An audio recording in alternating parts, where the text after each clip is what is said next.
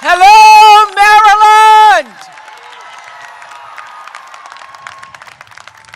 I can tell you it is such a joy to be here on this day, and what a joy to be back here in Maryland. I'm back! I have to say, I was just 22 years old when I first came to Maryland.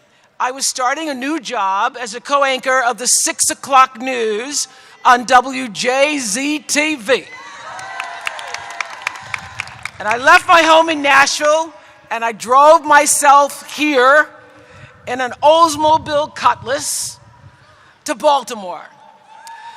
I moved into the third floor at 10109 Windstream Drive, Columbia, Maryland,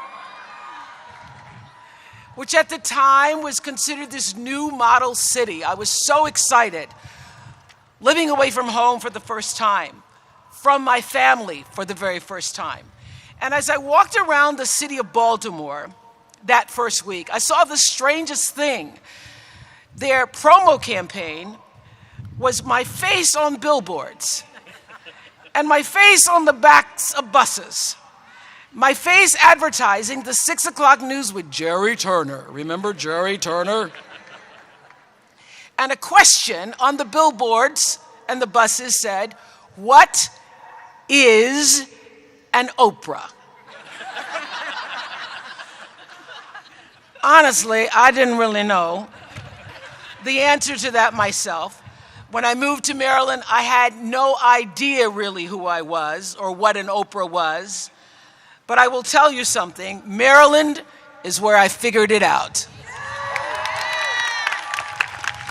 The 8 years that I lived here were some of the most significant years of my life. I grew up here. From a young, naive girl, I truly had corn growing behind my ears.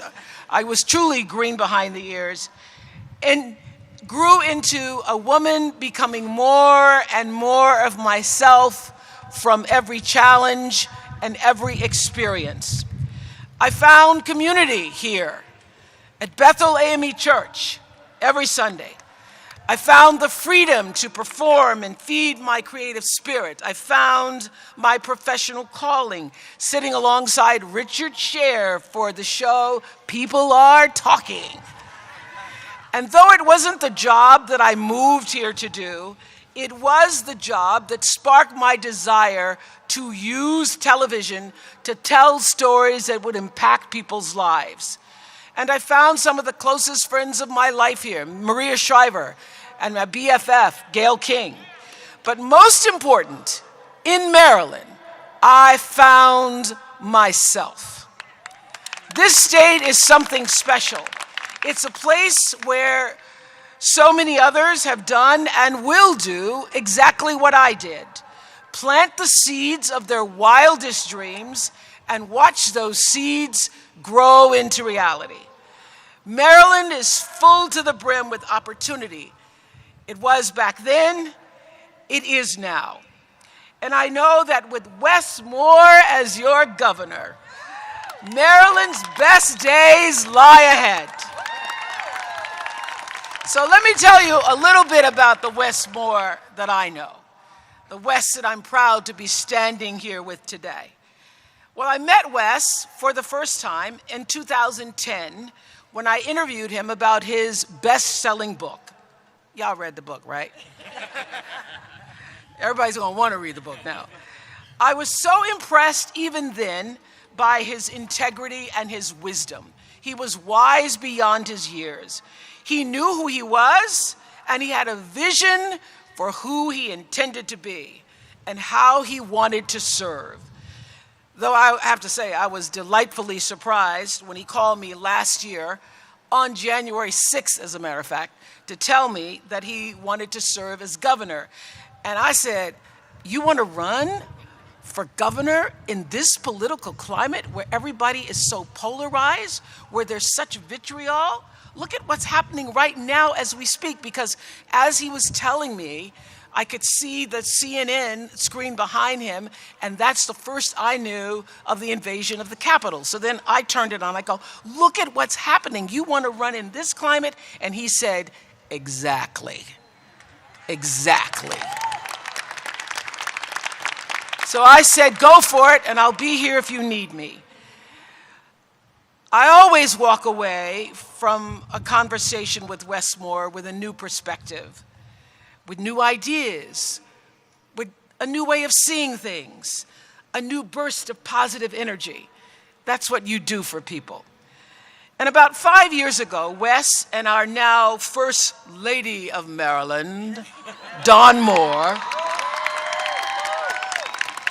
had come to my house for dinner, and we had a conversation that stayed with me. I still think about that conversation.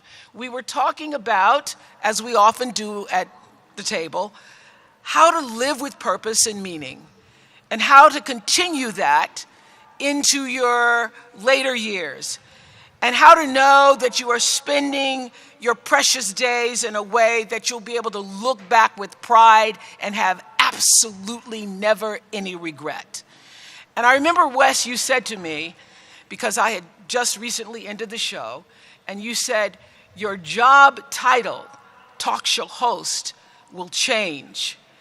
Your titles change throughout your life, you said, but your occupation will also change. But your work, you said, will always be consistent. Wes has had quite a few titles in his life. Author, Army Captain, CEO, and now Governor. The man has worn many hats, but the work he's done, the work he has always done, that has never changed. It has not changed, not even a little. He has always been committed to helping young people find purpose and direction in their lives. That's why he started a small business in Baltimore that gave a helping hand to college students who needed one. He's always believed that everyone deserves an equal shot at success, an opportunity to live well, to have lives that are meaningful and provide for their families in the way that he's able to provide for James and Mia.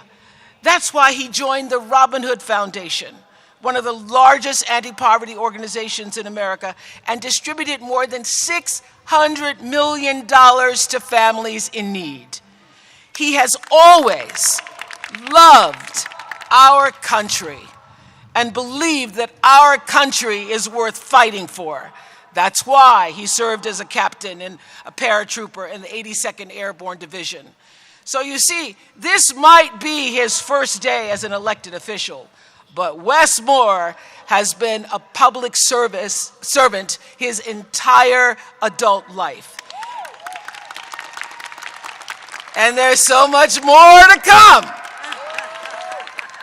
He's just getting started. I once asked Wes what service meant to him, and he told me, it's the thing that makes your heart beat a little bit faster.